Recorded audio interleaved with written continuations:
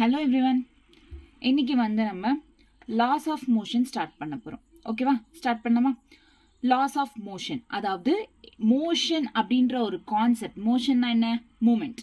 அந்த மூமெண்ட் கான்செப்ட்ஸ்க்கு என்னென்ன லாஸ் இருக்குது அப்படின்ட்டு இந்த சாப்டரில் mostly Galileo law, that is law of inertia, next Newton's law, Newton's first law, second law, third law, conservation of momentum, இதை பற்றி இதெல்லாம் பார்க்க போகிறோம். ஸ்டார்ட் பண்ணலாமா? ஸோ ஃபர்ஸ்ட் இன்ட்ரோடக்ஷன் என்னன்னா, இங்க ஒன்று ஞாபகம் வச்சுக்கோங்க. இதுக்கு முன்னாடி என்ன, மோஷன் இன் ஏ பிளேன்ல நம்ம நிறைய வெலாசிட்டினா என்ன, velocity vectors, triangular law of vectors, parallelogram of vectors, parallelogram law of vectors, இதெல்லாம் பார்த்தோம், ரைட்? ஸோ இங்க என்னன்னா யூனிஃபார்ம் மோஷன், ஒரு ஆப்ஜெக்ட்ன்றது சேம் ஸ்பீட், வெலாசிட்டி அப்படின்றது சேமா இருந்தா, ஸோ ஈக்குவல் வெலாசிட்டி, அதாவது சேம் வெலாசிட்டியில மூவ் ஆயிட்டு இருந்தா ஒரு ஆப்ஜெக்ட், அப்போ அதை யூனிஃபார்ம் மோஷன் அப்படின்வோம். அந்த யூனிஃபார்ம் மோஷனுக்கு நம்மளுக்கு வெறும் வெலாசிட்டி மட்டும்தான் தேவைப்படும். அதே நான் யூனிஃபார்ம் மோஷனுக்கு போத் வெலாசிட்டி அண்ட் ஆக்சலரேஷன்ன்றது வெரி இம்பார்ட்டன்ட். ஓகேவா? வெலாசிட்டிக்கு ஓன்லி வெலாசிட்டி மட்டும், சாரி, யூனிஃபார்ம் மோஷனுக்கு ஓன்லி வெலாசிட்டி இருந்தா போதும். நான் யூனிஃபார்ம் மோஷனுக்கு ஓன்லி வெலாசிட்டி இருந்தால் போதும். நான் யூனிஃபார்ம் மோஷனுக்கு வெலாசிட்டி பிளஸ் ஆக்சலரேஷன் தேவைப்படும். ஓகேவா? To move a football at rest, someone must kick it. ஒரு ஃபுட்பால்ன்றது ஒரு ரெஸ்ட்ல இருக்குன்னா அதை மூவ் பண்ணோம்னா யாருன்னா ஒருத்தர் அதை ஒதுக்கணும். ஒதிச்சாதானே, கிக் பண்ணாதானே நான் அந்த பால் அப்படின்றது மூவ் ஆகும். To throw A stone upwards, அதாவது மேலே ஒரு ஸ்டோன் விசிறி போடணும், தூக்கி போடணும் அப்படின்னா யாராச்சும் அது தூக்கி போட்டாதானே மேலே போவோம் ஒரு ஸ்டோன் அப்படின்றது. அதே மாதிரி a breeze causes the branches of tree to swing. A strong wind can even move heavy object. So காற்று அடிக்குது அப்படின்னா அதனாலதான் பிளான்ஸோட லீவ்ஸ் எல்லாம் அப்படின்றது மூவ் ஆகுது. லைக் பிளான்ஸ் லீவ்ஸ் இல்ல ட்ரீயோட பிரான்ச்சஸ் எல்லாம் மூவ் ஆகுது இதனால, காற்று அடிக்கிறதுனால. இன்னும் அதிகமா காற்று அடிச்சிச்சுன்னா ஹெவி ஆப்ஜெக்ட்ஸ் கூட மூவ் ஆக வாய்ப்பு இருக்கு. So a boat moves in a flowing river without anyone rowing it. அதை யாருமே ஒரு போட்டை ரோ பண்ணலனாலுமே தள்ளலனாலுமே தண்ணியில மூவ் ஆகும், ரைட்? ஆமாவா? ஸோ ஏன் தண்ணியில மூவ் ஆகுதுன்னா அதோட ஸ்ட்ரீம்ஸ்னால. தண்ணி அதை மூவ் ஆயிட்டே போயிட்டு இருக்குன்றதுனால தண்ணியும் சேர்த்து இந்த போட்டை சேர்த்து மூவ் பண்ணிட்டே இருக்கும். ஓகேவா? ஸோ இப்போ நம்ம என்னென்ன பார்த்தோம், ஃபுட்பாலை ஒதுக்கணும்னா நம்மளுக்கு ஒரு யாருனாத்த ஃபுட்பால் மூவ் பண்ணணும்னா யாருனாத்த ஒதுக்கணும். ஒரு ஸ்டோன் மேலே போகணும் அப்படின்னா யாருனா அதை தூக்கி போடணும். அதே மாதிரி ஒரு போட் மூவ் ஆகணும் அப்படின்னா ஸ்ட்ரீம், வாட்டர் ஸ்ட்ரீம்ன்றது அதை கொண்டு போகும். லைக் நெக்ஸ்ட் ஹெவி, நல்லா காத்தடிச்சுன்னா தான் ஹெவி ஆப்ஜெக்ட்ஸ் மூவ் ஆகும் அண்ட் ட்ரீஸ் லீவ்ஸ் பிரான்ச்சஸ் அப்படின்றதும் மூவ் ஆகும், ரைட்? ஸோ இப்போ இதுல இருந்து என்ன தெரியுது அப்படின்னா, ஏதாச்சும் ஒரு எக்ஸ்டர்னல் ஃபோர்ஸ் இருந்தாதான், ஏதாச்சும் எக்ஸ்டர்னல் ஏஜென்சி ஆர் ஃபோர்ஸ் இருந்தாதான் ஒரு பாடியை ரெஸ்ட்ல இருந்து மூவ் பண்ண முடியும். ஓகேவா? ஒரு பாடி ரெஸ்ட்னா ஒரே இடத்துல இருந்தா ஒரு பாடி அது ரெஸ்ட்ல இருக்குன்னு அர்த்தம். அந்த பாடியை நம்ம மூவ் பண்ணணும் அப்படின்னா ஒரு எக்ஸ்டர்னல் ஃபோர்ஸ், அதாவது நம்ம ஒரு புக்கை தள்ளணும், ஒரு புக் ரெஸ்ட்ல இருக்கு, அந்த புக்கை மூவ் பண்ணணும் அப்படின்னா நம்ம கை வச்சு தள்ளினாதான், நம்ம ஒரு ஃபோர்ஸ் கொடுக்குறோம், அந்த கை வச்சு தள்ளினாதான் அந்த புக் அப்படின்றது மூவ் ஆகும். கிளியரா? ஸோ இங்க clearly some external agency is needed to provide force to move a body from rest. Likewise an external force is needed also to detach. இப்ப எப்படி ஒரு ரெஸ்ட்ல இருக்கிற பாடியை மூவ் பண்ணணும்னா ஒரு எக்ஸ்டர்னல் ஃபோர்ஸ் தேவைப்படுது. அதே மாதிரி தான் ஒரு மூவ் ஆயிட்டு இருக்கிற பாடியை ஸ்டாப் பண்ணனாலும் அதே மாதிரி ஒரு எக்ஸ்டர்னல் ஃபோர்ஸ் தேவைப்படும். கிளியரா இந்த பேஜ்? பக்கம் again I am repeating. Uniform motion அப்படின்னா அதுக்கு வெலாசிட்டி மட்டும் இருந்தா போதும். நான் யூனிஃபார்ம் மோஷனுக்கு போத் வெலாசிட்டி அண்ட் ஆக்சலரேஷன் ரெண்டுமே தேவைப்படும். இது ஜஸ்ட் இன்ட்ரோடக்ஷன் பார்ட் அப்படின்னு வச்சுக்கோங்க. ஓகேவா?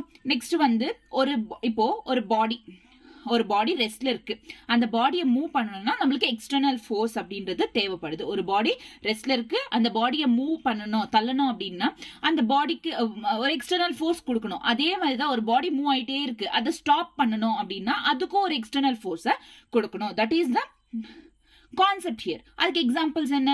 லைக் இந்த மாதிரி ஃபுட்பால் கிக் பண்றது, ஸ்டோன் மேலே தொடுறது, போட் ரோ ஆகிறது, நெக் விண்ட் ப்ரீஸ் அப்படின்றது வருது. ஸோ ப்ரீஸ் அப்படின்றது ட்ரீஸ் பிரான்ச்சஸ் எல்லாம் மூவ் பண்றது. So these are the examples. கிளியரா இங்க வரைக்கும்? Next, in these examples the external agency of the force like hand, wind, stream is in contact with the object. This is not always necessary. So இப்போ இதுக்கு முன்னாடி என்ன பார்த்தோம், அதிக examples பார்த்தோம்ல, லைக் விண்ட்ஸ், போட்டு, இதெல்லாம் எக்ஸாம்பிள்ஸா பார்த்தோம். ஸோ இதெல்லாம் வந்து ஒரு எக்ஸ்டர்னல் ஏஜென்சி மூவ் பண்றதுக்கு தேவைப்படுதுன்னா, அப்படி எக்ஸ்டர்னல் ஏஜென்சி இருந்தாலுமே எல்லாம் வந்து என்ன, ஒன்று வந்து டச் பண்ணி மூவ் பண்ணாதான் அது மூவ் ஆகும், ரைட்? ஸோ இப்போ ஃபுட்பாலை டச் பண்ணி நம்ம கிக் பண்ணுறோம், ஒதிக்கிறோம் அப்படின்னா அது மூவ் ஆகும். ஒரு ஸ்டோனை நம்ம டச் பண்ணி தான் தூக்கி மேலே போடுறோம்னா அது மூவ் ஆகும். ஒரு போட் அப்படின்றது மூவ் ஆகுதுன்னா தண்ணி கூட டச்சில் கான்டாக்டில் இருக்கிறதுனால தான் அது மூவ் ஆகுது. ஸோ இந்த மாதிரி கான்டாக்ட் வித் கான்டாக்ட், ஆப்ஜெக்டோட கான்டாக்டில் இருந்தால் மட்டும்தான் எக்ஸ்டர்னல் ஏஜென்சி ஒர்க் ஆகும்னு இல்லை. இது ஒர்க் ஆகும், but it is not necessary, அது அவசியம் கிடையாது. இது கான்டாக்ட் இல்லைனாலுமே எக்ஸ்டர்னல் ஏஜென்சி அப்படின்றது ஒர்க் பண்ணும் ஒரு ஆப்ஜெக்ட் மேட்டர். லைக் எப்படி இப்போ பார்த்தீங்கன்னா கிராவிடேஷனல் ஃபோர்ஸ், நம்ம நடக்கிறோம் அப்படின்னாலே கிராவிடேஷனல் ஃபோர்ஸ் இருக்கிறதுனால தான் நடக்கிறோம். இப்போ ஒரு இப்போ இது இருக்கு, ஸோ இது இருக்கு, ஓகே. ஸோ இது இருக்கு, இது இப்போ இப்படி விட்டுட்டோம் அப்படின்னா இப்படி கீழே விழுது. ஏன்னா கிராவிட்டி இருக்கு, அர்த்துக்கு கிராவிட்டி இருக்கிறதுனால அது புல் பண்ணிக்குதா டுவர்ட்ஸ் இட். இது புல் பண்ணிக்கிறதுனால, அது கிராவிட்டி இருக்கிறதுனால எந்த ஆப்ஜெக்டா இருந்தாலுமே கீழே தான் விழ செய்யும் நம்ம விட்டுட்டோம் அப்படின்னா, ஓகேவா? கிராவிட்டி இல்லைன்னா அது அப்படியே மேலே, நம்ம விட்டது அப்படியே மேலே இருக்கும், ஓகேவா? லைக் மூன்ல. கிளியரா? டன். ஸோ அந்த கிராவிடேஷனல் ஃபோர்ஸ்ன்றது எப்பவுமே கான்டாக்ட்ல இருக்கா? இல்ல. கிராவிட்டி அப்படின்றது அர்த்ல எங்கேயோ இருக்கு, பட் அது வந்து புல் பண்ணுது, இது கான்டாக்ட் இல்லாமலே வந்து புல் பண்ணுது. ஸோ நம்மளுக்கு அந்த எக்ஸ்டர்னல் ஏஜென்சின்றது கான்டாக்ட்ல இருக்கணும் அப்படின்றது அவசியம் இல்லை, ஓகேவா? கிளியரா? நெக்ஸ்ட் என்ன, இன்னொரு எக்ஸாம்பிள் சொல்லணும்னா, ஒரு 2 மேக்னெட்ஸ் நல்லா வந்து நம்ம ஒட்ட வைப்போம், ஞாபகம் இருக்கா? சின்ன வயசுல ஒரு மேக்னெட் இருக்கும், மேக்னெட் வந்து தூரமா வச்சுட்டு இருந்தோம்னா அது ஒட்டிக்கும் வந்து, ரைட்? ஸோ அது கான்டாக்ட்ல இல்ல, but it pulls each other, okay? ரெண்டுமே இழுக்கும், right? So that is also example. This shows that an external agency like gravitational magnetic forces can exert a force on a body even from a distance. Distanceல இருந்து கூட ஒரு external agency அப்படின்றது act ஆகும் அப்படின்ட்டு. கிளியரா? இந்த பேஜ், இந்த 2 pages clear. ஒன்னு வந்து என்னன்னா, ஒரு எக்ஸ்டர்னல் ஒரு பாடி ரெஸ்ட்லயோ இல்ல மோஷன்லயோ இருந்தாலுமே அந்த பாடியை வந்து மூவ் பண்றதுக்கோ இல்ல ஸ்டாப் பண்றதுக்கோ வந்து ஒரு எக்ஸ்டர்னல் ஃபோர்ஸ் தேவைப்படுது. அந்த external agency or external force அப்படின்றது எப்பவுமே கான்டாக்ட்ல இருக்கணும்னு அவசியம் இல்லை. ஈவன் டிஸ்டன்ஸ்ல இருந்து கூட அந்த எக்ஸ்டர்னல் ஏஜென்சி ஒர்க் பண்ணும், ஓகேவா? கிளியரா? Next, in short, a force is required to put a stationary body in motion or to stop a body, and some external agency is needed to provide this force. The external agency may or may not be in contact with the body. இப்பதான் படிச்சோம், right? Next, so far so good, நல்லதா இருக்கு. But what if a body is moving uniformly? ஒரு பாடின்றது யூனிஃபார்மா same ஸ்பீட்ல யூனிஃபார்மா move ஆயிட்டு இருந்துச்சுன்னா அப்போ எப்படி அந்த எக்ஸ்டர்னல் ஃபோர்ஸ் அப்படின்றது எப்படி இது பண்ணுவோம் அப்படின்னா, லைக் எக்ஸாம்பிள் ஒரு ஸ்கேட்டர், ஐஸ் ஸ்லாப்ல ஸ்கேட்டர் வந்து சேம் யூனிஃபார்ம் மோஷன்ல மூவ் ஆயிட்டு இருக்காங்க, கான்ஸ்டன்ட் ஸ்பீட்ல மூவ் ஆயிட்டு இருக்கு, moving is straight with constant ஸ்பீட்ல மூவ் ஆயிட்டு இருக்காங்க. அப்போ என்ன நடக்கும் அப்படின்னா, is an external force required to keep a body in uniform motion? ஒரு எக்ஸ்டர்னல் ஃபோர்ஸ் தேவைப்படுதா அப்படின்ற ஒரு क्वेश्चन. யூனிஃபார்ம் மோஷன்ல ஒரு பாடி மூவ் ஆகுதுன்னா அதுக்கு எக்ஸ்டர்னல் ஃபோர்ஸ் தேவைப்படுமா இல்லையா அப்படின்றது தான் இந்த क्वेश्चन, ஓகேவா? ஸோ இதை வந்து எக்ஸ்பிளைன் பண்ணது வந்து, இதுக்கு ஆன்சர் கொடுத்தது வந்து கலீலியோ, ஓகேவா? கலீலியோக்கு முன்னாடி நம்ம அரிஸ்டோட்டில் பத்தி பார்ப்போம். கிளியர்? இங்க வரைக்கும் பக்கா. Next, அரிஸ்டோட்டில்ஸ் fallacy. அரிஸ்டோட்டில் அப்படின்றவர் ஒரு கிரீக் திங்கர். இவர் ஒரு லா கொடுத்தாரு, அரிஸ்டோட்டிலியன் லா ஆஃப் மோஷன் அப்படின்னு சொல்லிட்டு. அரிஸ்டோட்டிலியன் லா ஆஃப் மோஷன் இருக்கும்.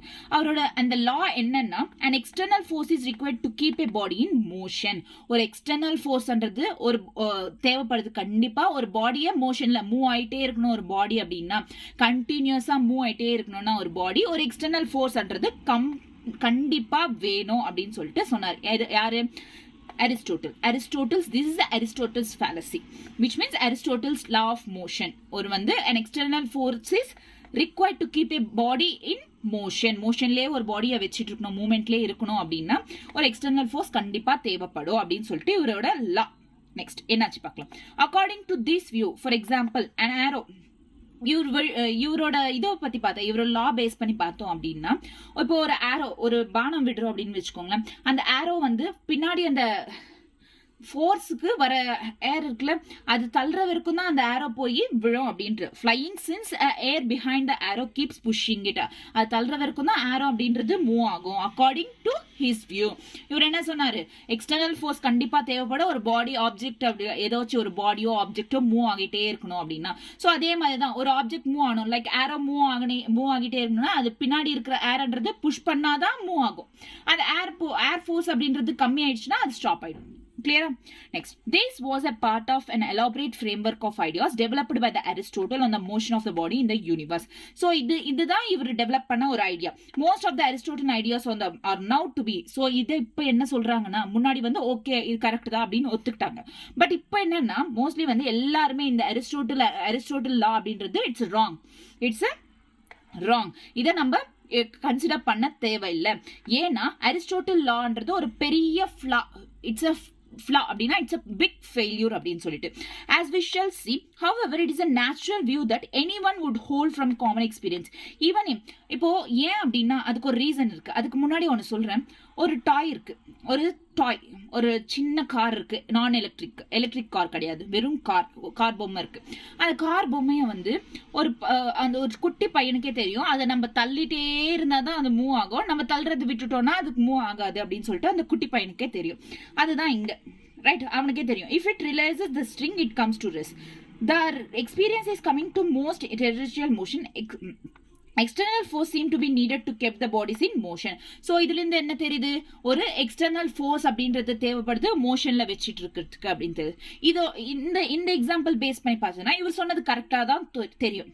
பட் இந்த நெக்ஸ்ட் வியூ, இன்னொரு வியூல பார்த்தோம் அப்படின்னா ஏன் அரிஸ்டோட்டில் ஒரு ஆர்குமெண்ட் ஃப்ளா ஆச்சு, ஒரு ஃபெயிலியர் கொடுத்துச்சு அப்படின்னு பார்த்தோம்னா, ஆன்சர் இஸ் ஒரு கார் மூவ் ஆகுது, ஒரு கார் ரெஸ்ட்ல இருக்கு. ஒரு car, if a car toy அந்த பொம்மை ரெஸ்ட்ல இருக்குன்னா because the external force of the friction of the car by the floor opposes its motion. அதாவது ஒரு கார் ரெஸ்ட்ல இருக்குன்னா அது கார் நிக்கிற இடத்துல கண்டிப்பா ஃப்ரிக்ஷன் அப்படின்றது சாலிட்க்கு ஃப்ரிக்ஷனும் நெக்ஸ்ட் விஸ்கஸ் லைக் ஃப்ளூயிட்க்கு விஸ்கஸ் ஃபோர்ஸும் கண்டிப்பா இருக்கும். இது நம்ம தவிர்க்கவே முடியாது. எப்படி கிராவிடேஷனல் ஃபோர்ஸை தவிர்க்க முடியாதோ அதே மாதிரி தான் இந்த ரெண்டு ஃபோர்ஸஸையும் நம்மளால தவிர்க்க முடியாது. சாலிட் இருக்கு, ஒரு கார் பொம்மை இருக்கு அப்படின்னா அந்த காருக்கு வந்து கண்டிப்பா வந்து ஆப்போசிட், அந்த கார் ஆப்போசிட் வே, இப்போ கார் இப்படிதான் மூவ் ஆகணும் அப்படின்னா ஆப்போசிட் டைரக்ஷன்ல என்ன இருக்கும்னா கண்டிப்பா ஃப்ரிக்ஷனல் ஃபோர்ஸ் இருக்கும். ஃப்ரிக்ஷனல் ஃபோர்ஸ் அதை வந்து தடுத்துட்டு இருக்கும், அதாவது மூவ் ஆகாம ரெஸ்ட்ல இருக்கிறதுக்கான அந்த ஃப்ரிக்ஷனல் ஃபோர்ஸ். ஃப்ரிக்ஷனே இல்லைன்னா அந்த கார் மூவ் ஆயிட்டே தான் இருக்கும். இப்போ ஃப்ரிக்ஷன் இருக்கிறதுனால நம்ம நினைக்கும் போது நிக்கிறோம், நினைக்கும் போது உட்காரோம், ரைட்? இல்லைன்னா மூவ் ஆயிட்டே தான் இருக்கும். ஓகேவா? ஃப்ரிக்ஷனல் ஃபோர்ஸ் அப்படின்றது ஒன்று இருக்கு, ரைட்? ஸோ இந்த ஃப்ரிக்ஷனல் ஃபோர்ஸ்னால தான் அந்த கார் இருக்கு. ஸோ இதை ஓவர் கம் பண்ணும், இந்த ஃப்ரிக்ஷனல் ஃபோர்ஸை ஓவர் கம் பண்ணணும்னா அந்த கண்டிப்பா அந்த குட்டி பையன் வந்து அந்த கார் மேல ஒரு ஃபோர்ஸை போட்டு அந்த காரை மூவ் பண்ணாதான் அந்த ஃப்ரிக்ஷனல் ஃபோர்ஸை ஓவர் கம் பண்ணி அதுக்கப்புறம் வந்து அந்த கார் மோஷனுக்கு வரும். This is the reason. So இது ரீசன். பட் ஆக்சுவலி அவர் சொன்னது எப்படி இருந்துச்சு, கண்டிப்பா மூவ் பண்ணிட்டே இருக்கணும்னா ஒரு மோஷன்ல ஒரு ஆப்ஜெக்ட் மூவ் ஆயிட்டே இருக்கணும்னா எக்ஸ்டர்னல் ஃபோர்ஸ் இருந்துட்டே இருக்கணும் அப்படின்றது தான் அவர்லாம். ஸோ இதனாலதான் ஒரு great failure அப்படின்றது வந்துச்சு. if there were no friction, the child would not be required to. ஃப்ரிக்ஷனே இல்லைன்னா அது கார் மூவ் ஆயிட்டே இருக்கும்ல, எதுக்கு அந்த பையன் வந்து ஃபோர்ஸ் அப்ளை பண்ணி அதை வேற மூவ் பண்ணும்? இல்ல, the child would not be required to apply any force to keep the toy car in uniform motion. The opposing forces such as friction, like solidsல frictional force இருக்கும், fluidsல விஸ்கஸ் ஃபோர்ஸ் அப்படின்றது இருக்கும், are always present in the natural world. எப்படி கிராவிடேஷனோ நம்மளுக்கு அதே மாதிரி தான் இந்த frictional ஃபோர்ஸும் இந்த விஸ்கஸ் ஃபோர்ஸும் தவிர்க்க முடியாது. திஸ் எக்ஸ்பிளைன்ஸ் இதனால தான் why external force overcome the frictional force to keep the bodies in uniform motion. So இப்போ வந்து நம்மளுக்கு புரியும் அரிஸ்டோட்டில் என்ன தப்பு பண்ணாரு அப்படின்னு சொல்லிட்டு. ஸோ இந்த மாதிரி ஒரு எக்ஸ்பிளனேஷன் கொடுக்காம ஜஸ்ட் ஒரு மோஷன்ல ஒரு பாடி மூவ் ஆயிட்டே இருக்கணும்னா நம்ம அதை தள்ளிட்டே இருக்கணும், நம்ம ஒரு எக்ஸ்டர்னல் ஃபோர்ஸ் கொடுத்துட்டே இருக்கணும் அப்படின்ட்டு சொன்னார். இதனால இந்த எக்ஸ்டர்னல் ஸோ இந்த இதுவே வந்து இது பெரிய ஃப்ளா, ஓகேவா? பெரிய ஃபெயில்யூர் அரிஸ்டோட்டில்ஸோட அரிஸ்டோட்டில் லா ஆஃப் மோஷன் அப்படின்றது. நெக்ஸ்ட், ஸோ இதை வந்து இவரு கரெக்டா வந்து இவரு எக்ஸ்பிளனேஷன் கொடுத்தாரு. அதாவது இவருக்கு அப்புறம் வந்து யார் வந்தது, கெலீலியோ வந்து ஒரு பாசிபிள் இதுக்கு ஆப்போசிட்டா வந்து ஒரு கரெக்டான டெஃபினிஷனை ஒரு கரெக்டான இதுவை கொடுத்தாரு. என்னன்னு பார்க்கலாம். ஸோ இவர் ஒரு எப்படி அரிஸ்டோட்டல் லா ஆஃப் மோஷனை இன்வென்ட் பண்ணாரோ டெவலப் பண்ணாரோ அதே மாதிரி தான் கெலீலியோ வந்து லா ஆஃப் இனர்ஷியா அப்படின்றத ஒன்று இன்ட்ரடியூஸ் பண்ணார். Law of inertia. Galileo studied most of the objects, motion of the objects of inclined plane objects. So, Galileo வந்து law of inertia ன்றது based on inclined plane. Inclined plane னா plane ன்றது அதாவது ஸ்லாண்டா இருக்கும், இன்க்ளைண்டா இருக்கும், ஸ்லாண்ட். ஓகேவா? இந்த மாதிரி ஸ்ட்ரைட்டா இல்லாம இந்த மாதிரி ஸ்லாண்டா இருந்தா, இந்த மாதிரி இருந்தா, ஓகே, சறுக்கு மரம் அப்படின்னுவாங்களா, ஓகே, தெலுங்குலனா ஜரவண்டி, ஓகே, லிமிட். ஸோ இன்க்ளைண்டா இருந்தா that is inclined plane. So objects அப்படின்றது moving down and inclined plane accelerates. So இப்போ ஒரு ஆப்ஜெக்ட்ன்றது டவுன் பிளேன் மூவ் ஆச்சு. இப்போ ஒரு ஆப்ஜெக்ட் இங்க பாருங்க, எதுவும் இல்லையே, வெயிட் a minute. ஓகே, ஒரு ஆப்ஜெக்ட்ன்றது இந்த இன்க்ளைண்ட் பிளேன்ல இருந்து மூவ் ஆகணும் அப்படின்னா இந்த ஆப்ஜெக்ட் அப்படின்றது அக்சலரேட் ஆகும். ஒரு ஆப்ஜெக்ட் அப்படின்றது மூவிங் டவுன் இன்க்ளைன் பிளேன், ஒரு இன்க்ளைன் பிளேனுக்கு டவுன் மூவ் ஆகணும், டவுன் இப்படி மூவ் ஆகணும்னா அந்த ஆப்ஜெக்ட் அக்சலரேட் ஆகும். அதே கீழிருந்து ஒரு ஆப்ஜெக்ட் மேலே போகணும்னா டிசலரேட் ஆகும். சிம்பிளா சொல்லணும் அப்படின்னா இப்போ ஸ்டெப்ஸ் ஏறினா நம்மளுக்கு மூச்சு வாங்குமா, ஒரு மாதிரி பாடி எல்லாம் ஸ்ட்ரெயின் ஆகும், ரைட்? ஸ்டெப்ஸ் ஏறிட்டே இருக்கிறோம் அப்படின்னா. அதே ஸ்டெப்ஸ் ஈஸியா ஏறதுக்கு கஷ்டப்படுமே தவிர இறங்கிறதுக்கு ஈஸியா இறங்கிடுவோம், right? So first body down, ஒரு ஆப்ஜெக்ட் மூவ் டவுன் தான், இன்க்ளைன்டு பிளேன்ல டவுன் மூவ் ஆச்சுன்னா எக்ஸலரேட் ஆகும், எனர்ஜி அதிகமா இருக்கும். அதே வந்து மூவிங் அப், ஒரு ஆப்ஜெக்ட் மூவிங் மேலே ஏறும் போது எனர்ஜின்றது கம்மியாயிடும், which means retardation.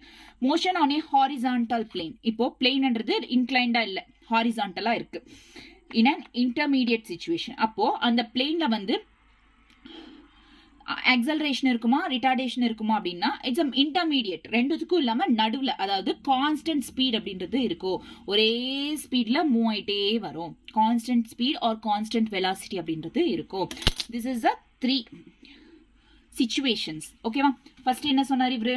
So law of இனர்ஷியாவை இன்னும் டெஃபினேஷன் நம்ம கொடுக்கல. ஜஸ்ட் இவர் என்ன சொன்னாருன்னா, ஒரு இன்க்ளைன்டு பிளேன் இருக்கு, ஒரு இன்க்ளைன்டு பிளேன்ல இருந்து மூவிங் டவுன் ஒரு ஆப்ஜெக்ட் கீழே இறங்குது அப்படின்னா அப்போ அது அக்சலரேட் ஆகும், மூவிங் அப் அண்ணா டிசலரேட் ஆகும், ஹாரிசான்டலா இருந்தா சேம் மோஷன்ல போகும். ஓகேவா? புரிஞ்சுச்சா? Next double inclined plane. First வெறும் ஒரே ஒரு இன்க்ளைன்டு பிளேன் வச்சு எக்ஸாம்பிள் கொடுத்தாரு. நெக்ஸ்ட் வந்து double inclined plane, 2 inclined plane. ஓகேவா? ஸோ லைக் திஸ், இது ஒரு பிளேன், இது ஒரு பிளேன். ஸோ டபுள் இன்க்ளைன் பிளேன்ல என்ன பண்ணாருன்னா, ஃபர்ஸ்ட் வந்து அட் த ஸ்டார்டிங்ல இருந்து ஒரு பாலை ரோல் பண்ணா சேம் ஹைட் எங்க ஸ்டார்ட் பண்ணமோ எண்டிங் வந்து கூட அங்கே தான் பால் வந்து நெக்ஸ்ட் ஆப்போசிட் செகண்ட் இன்க்ளைன் பிளேன்ல ஸ்டாப் ஆகும். பட் ஈவன் கொஞ்சம் கம்மியா இருக்கலாம், பட் அதை விட கிரேட்டரா ஸ்டாப் ஆகாது. ஓகே, கொஞ்சம் கம்மி டிஸ்டன்ஸாகவும் ஸ்டாப் ஆயிருக்கலாம், பட் அதை விட கிரேட்டர் டிஸ்டன்ஸ்க்கெல்லாம் போயிருக்காது. ஓகேவா? இது எப்போ 2 இன்க்ளைன்டு பிளேன் வச்சப்போ ஒரு ஆப்ஜெக்ட் எந்த டிஸ்டன்ஸ்ல இருந்து எந்த ஹைட்ல இருந்து ரிலீஸ் பண்றோமோ அதே ஹைட்டுக்கு தான் ரீச் ஆகும் அப்படின்றது ஃபர்ஸ்ட். நெக்ஸ்ட் இன்னும் கொஞ்சம் அந்த ஆப்ஜெக்ட் இன்னும் கொஞ்சம் வந்து என்ன பண்ணும் அப்படின்னா ஸ்லோப்பை கொஞ்சம் டிக்ரீஸ் பண்ணும். இங்க ஸ்லோப் கரெக்டா இருக்கு, ரெண்டுமே ஈக்குவல் ஸ்லோப்பா இருக்கு, இதை வந்து இன்னும் கொஞ்சம் டிக்ரீஸ் பண்ணும், கொஞ்சம் கம்மி பண்ணும். இப்போ இது ஈக்குவல், இது டபுள் கரெக்டா இருக்கிற இன்க்ளைன்டு பிளேன். இப்போ செகண்ட் டைம் என்ன பண்ணோம், இது கொஞ்சம் வளைச்சி வச்சோம். ஸோ இது கரெக்டா அப்படியே தான் இருக்கு, ரைட்ல வந்து இது கொஞ்சம் வளைச்சி வச்சோம். ஸோ இது வந்து இப்போ என்ன பண்ணா சேம் ஹைட்டுக்கு தான் மூவ் ஆகும். பட் என்னன்னா நம்மளுக்கு இப்போ கொஞ்சம் லாங்கர் அதிகமா டிஸ்டன்ஸ் டிராவல் பண்ணுச்சோ அப்படின்ற ஒரு ஃபீலிங் இருக்கும், ரைட்? ஸோ கொஞ்சம் அதிகமா டிஸ்டன்ஸ் டிராவல் பண்ணுமே தவிர பட் சேம் ஹைட்டுக்கு தான் அதுவும் ரீச் ஆகும். இப்போ தேர்ட் டைம் என்னன்னா இதே இன்க்ளைன்டு பிளேன் இருக்கு, பட் இந்த சைடு வந்து ஆப்போசிட், அதாவது ஹாரிசான்டலா நிக்க வச்சிட்டு இருக்காங்க, 0. அதாவது second plane is 0. 0 means slope அப்படின்றது ஹாரிசான்டலா இருக்கு. ஃபர்ஸ்ட் இன்க்ளைன்டு பிளேன் சேமா தான் இருக்கு, எப்படி இருந்துச்சோ அப்படிதான். செகண்ட் இன்க்ளைன்டு பிளேன் மட்டும் ஹாரிசான்டலா இருக்கு. அப்படின்னா என்னன்னா இந்த பால் ரோல் பண்ணோம்னா இது கண்டினியூஸா மூவ் ஆயிட்டே இருக்கும், பட் இட் ஸ்டாப்ஸ். நம்மளுக்கு என்னன்னா இது கண்டினியூஸா மூவ் ஆயிட்டே தான் இருக்கும். எப்போ ஃப்ரிக்ஷன் இல்லைன்னா அப்போ கண்டினியூஸா மூவ் ஆயிட்டே தான் இருக்கும். ஃப்ரிக்ஷன் இருந்துச்சுன்னா அப்போ கண்டிப்பா சர்டன் டிஸ்டன்ஸ்க்கு போய் ஸ்டாப் ஆயிடும். கிளியரா? This is double inclined plane in practice. Clear? So இதுதான் இங்க லா ஆஃப் இனர்ஷியா. இப்போ லா ஆஃப் இனர்ஷியானா ஒன்றும் இல்லை, ஒரு ஆப்ஜெக்டை ரெஸ்ட்ல இருக்கிற ஆப்ஜெக்டை நம்ம மோஷன்ல கொண்டு வரணும்னாலும் இல்ல மோஷன்ல இருக்கிற ஆப்ஜெக்டை ரெஸ்ட்டுக்கு கொண்டு வரணும்னாலும் ஒரு எக்ஸ்டர்னல் ஃபோர்ஸ் அப்படின்றது கண்டிப்பா தேவைப்படும். அந்த லா சொல்றதுதான், ஒரு எக்ஸ்டர்னல் ஃபோர்ஸ் கண்டிப்பா தேவைப்படும் அப்படின்னு சொல்றதுதான் that's a law of inertia அப்படின்றோம். ஓகேவா? the state of rest and the state of uniform relative is or an equivalent. In both cases there is no net force acting on the body. so இந்த ரெண்டு கேசஸ்லயும் like ரெஸ்ட்லயோ இருக்கிறப்போ இல்ல uniform மோஷன்ல இருக்கிறப்போ, uniform மோஷன்னா same constant வெலாசிட்டில move ஆகுறப்போ என்னன்னா நெட் ஃபோர்ஸ் அப்படின்றது it's acting on the body, no net force. Net ஃபோர்ஸ்னா it's nothing but all the forces, sum of all forces வந்து 0. ஸோ இங்க வந்து net force, no net force. So F is equals to 0 or F net இப்படி கூட எழுதலாம், or F net is equal to 0, or we can write F1 F2 Fn, okay, is equal to 0. Sum of all forces is nothing but net force. Okay, அதனால அப்படியும் எழுதலாம். ஓகேவா? It is incorrect to assume that a net force is needed to keep a body in uniform position. இன்னொன்னு என்னன்னா, நீங்க நினைச்சிருப்பீங்க ஒரு net force கண்டிப்பா வந்து ஆல் ஃபோர்ஸஸ் இருந்தாதான் ஒரு பாடியை யூனிஃபார்ம் மோஷன்ல கொண்டு போக முடியும். But it is wrong. To maintain a body is in uniform motion, we need to apply an external force to encounter the frictional force so that the two forces sum up to 0. Net external force, அதாவது நம்மளுக்கு just external force இருந்தா போதும். ஏன் external force கூட தேவைன்னா frictional ஃபோர்ஸை over come பண்றதுக்கு கண்டிப்பா ஃப்ரிக்ஷனல் இருக்கும். ஃப்ரிக்ஷனல் இருந்தா அதை ஓவர் கம் பண்றதுக்கு நம்மளுக்கு எக்ஸ்டர்னல் ஃபோர்ஸ் கொடுத்தா போதும் யூனிஃபார்ம் மோஷனுக்கு. ஓகேவா? Clear? Next, to summarize, if the net external force is 0, external force இங்க வந்து net force பத்தி பேசல, external force, internal force என்ன சிஸ்டம் குள்ள அந்த ஆப்ஜெக்ட் குள்ள இருக்கிற ஃபோர்ஸஸ் இன்டர்னல் ஃபோர்ஸ். நம்ம பேசுறது எல்லாமே இங்க வந்து எக்ஸ்டர்னல் ஃபோர்ஸ் தான். எக்ஸ்டர்னல் ஃபோர்ஸ்ன்றது 0, அதாவது எந்த எக்ஸ்டர்னல் ஃபோர்ஸும் ஆக்ட் ஆகல, யாரும் அதை தள்ளல, எந்த காத்தும் அடிக்கல, எதுவும் அதை யாரும் டச் பண்ணல, இந்த கிராவிடேஷனல் ஃபோர்ஸும் ஒர்க் ஆகலாங்க, no external force. So a body is at rest continues to remain at rest and a body in motion continues to move in with the uniform. External ஃபோர்ஸே இல்லை. ஸோ எக்ஸ்டர்னல் ஃபோர்ஸே இல்லாதப்போ பாடி ரெஸ்ட்ல இருந்தா ரெஸ்ட்லேயே தான் இருக்கும், ஒரு பாடி move ஆயிட்டே இருந்தா மூவ் ஆயிட்டே தான் இருக்கும், எக்ஸ்டர்னல் ஃபோர்ஸ் இல்லாத இருக்கும். This property of body is called inertia. இதை தான் நம்ம இனர்ஷியா சொல்லுவோம். Inertia means resistant to change அப்படின்னு அர்த்தம். A body does not change its state of rest or in motion unless an external force completes it to change the state. This is the law of inertia. law of inertia என்ன, ஒரு பாடி ரெஸ்ட்ல இருக்குன்னா அது ரெஸ்ட்லயே தான் இருக்கும், ஒரு பாடி மோஷன்ல இருக்குன்னா அது மோஷன்லயே தான் இருக்கும். எப்போ வரைக்கும்? அன்டில் ஒரு எக்ஸ்டர்னல் ஃபோர்ஸ் அது மேல ஆக்ட் ஆகுற வரைக்கும். This is the law of inertia. கிளியரா? ஃபர்ஸ்ட் அரிஸ்டோட்டில் லான்றது ஃபெயில் ஆயிடுச்சு. அவர் என்ன சொன்னாரு, ஒரு பாடி மோஷன்லயே இருக்கணும்னா ஒரு எக்ஸ்டர்னல் ஃபோர்ஸ் கொடுத்துட்டே இருக்கணும்னு சொன்னாரு. சொன்னாரு, அதுல ஃபெயில் ஆயிடுச்சு. நெக்ஸ்ட் கெலிலியோ வந்தார். கெலிலியோ என்ன சொன்னாரு, லா ஆஃப் இனர்ஷியாவை இன்ட்ரோடியூஸ் பண்ணாரு. லா ஆஃப் இனர்ஷியானா ஒரு பாடி ரெஸ்ட்ல இருந்தா ரெஸ்ட்லயே தான் இருக்கும், மோஷன்ல இருந்தா மோஷன்ல தான் இருக்கும், எப்போ? அன்டில் ஒரு எக்ஸ்டர்னல் ஃபோர்ஸ் அது மேல ஆக்ட் ஆகுற வரைக்கும் தான் அப்படின்னு சொல்லிட்டு. கிளியரா? ரெண்டு ஃபோர்ஸ். நெக்ஸ்ட் இப்போ நியூட்டன்ஸ் வந்தாரு. ஸோ நியூட்டன்ஸ் என்னன்னா, நியூட்டன் வந்து கெலிலியோ லா இருக்குல்ல, லா ஆஃப் இனர்ஷியா அப்படின்றது அவரோட லா பேஸ் பண்ணி இவர் பில்ட் பண்ணதுதான் இந்த 3 லாஸும். Newton's first law, Newton's second law, Newton's third law. அவரோட லாஸ், கெலிலியோஸ் லாஸோட ஐடியாஸை வச்சுதான் இந்த 3 லாஸையும் இவர் நியூட்டன் அப்படின்றவரை இன்ட்ரோடியூஸ் பண்ணாரு. ஸோ ஃபர்ஸ்ட் வந்து based on the Galileo law of inertia base பண்ணி இவர் என்ன சொன்னார்னா, every body continues to be in its state of rest or in motion in a straight line unless compelled by some external force. So same தான் law of inertia. என்னன்னா, ஒரு பாடி ரெஸ்ட்ல தான் இருக்கும், ரெஸ்ட்ல இருக்கிற பாடி ரெஸ்ட்ல தான் இருக்கும், மோஷன்ல இருக்கிற பாடி மோஷன்ல தான் இருக்கும், அன்டில் ஒரு எக்ஸ்டர்னல் ஃபோர்ஸ் வந்து அது மேல ஆக்ட் ஆகுற இருக்கும். அதே தான் இங்கேயும் Newton first law. Newton first law is nothing but the law of inertia. ஓகேவா? கிளியரா? then Newton first law. The state of rest or in uniform motion both implies zero acceleration. So ஒரு body uniform motion, linear motion, linearனா straight lineல same constant velocityல move ஆயிட்டு இருக்கு, இல்ல ஒரு இடத்துல ரெஸ்ட்ல இருக்கு அப்படின்னா, ஒரே இடத்துல இருக்கு அப்படின்னா ரெண்டுத்துக்குமே acceleration என்ன? Zero. Both has acceleration is zero. ஓகேவா? Next, if a net external force on a body is zero, ஒரு எக்ஸ்டர்னல் ஃபோர்ஸ், எந்த எக்ஸ்டர்னல் ஃபோர்ஸும் அதில் ஆக்ட் ஆகலைன்னா அந்த பாடி ரெஸ்ட்ல இருக்குன்னு அர்த்தம். அப்போ ஆக்சலரேஷனும் அங்க இல்ல, ஜீரோ. ஆக்சலரேஷன் கேன் பி நான் zero only if the net external force is zero. Look here. So ஒரு பாடி ரெஸ்ட்ல இருக்குன்னா நோ எக்ஸ்டர்னல் ஃபோர்ஸ், எந்த எக்ஸ்டர்னல் ஃபோர்ஸும் அங்க இல்ல. நோ எக்ஸ்டர்னல் ஃபோர்ஸ், அதாவது என்ன சொல்லலாம், F net is equals to 0 சொல்லலாம். தென் A is equals to 0, then A கூட 0, ஆக்சலரேஷனும் 0வா தான் இருக்கும். அதே இல்லாட்டி இப்போ ஒரு பாடி மோஷன்ல இருக்கு அப்படின்னா அப்போ external force F net external force அப்படின்றது கண்டிப்பா இருக்கும். அதே மாதிரி தான் ஆக்சலரேஷனும் இருக்கும். ஓகேவா, கிளியரா, ton. So in the first law of motion, Newton's first law of motion வந்து two kinds of situations இருக்கு. ஒன்று வந்து அது இப்போ சொன்னதுதான், ஒரு பாடி ரெஸ்ட்ல இருக்குன்னா எக்ஸ்டர்னல் ஃபோர்ஸ்ன்றது இருக்காது, ஸோ ஆக்சலரேஷனும் 0. ஒரு பாடி மோஷன்ல இருக்குன்னா எக்ஸ்டர்னல் ஃபோர்ஸ் இருக்கும், ஆக்சலரேஷன் 0 கிடையாது. எக்ஸ்டர்னல் ஃபோர்ஸ் இருக்கும், ஆக்சலரேஷன் 0 கிடையாது. If we know that the next external force of an object is 0, ஒரு எக்ஸ்டர்னல் ஃபோர்ஸே இல்லை அப்படின்னா ஸோ ஆக்சலரேஷனும் இல்லை, 0. ஸோ ஆப்ஜெக்ட் ரெஸ்ட்ல இருக்கு. ஃபார் எக்ஸாம்பிள் ஸ்பேஸ்ஷிப்னா இப்போ சந்திரயான் விட்டாங்களே, அந்த ஸ்பேஸ் ராக்கெட்டை மேலே கொண்டு போகிற அந்த ஸ்பேஸை வந்து ஸ்பேஸ்ஷிப் அப்படின்னு சொல்லுவாங்க. அந்த ஸ்பேஸ்ஷிப் ஃபர்ஸ்ட் வந்து அந்த இதுலேருந்து வெளியே கொண்டு வராங்கல்ல ராக்கெட் விடுறதுக்கு, so that is call spaceship. இந்த ஸ்பேஸ்ஷிப் அப்படின்றது டர்ன் ஆஃப் பண்ணிட்டு வச்சுட்டாங்க, அந்த எல்லா ராக்கெட்ஸும் டர்ன் ஆஃப் பண்ணி வச்சுட்டாங்க.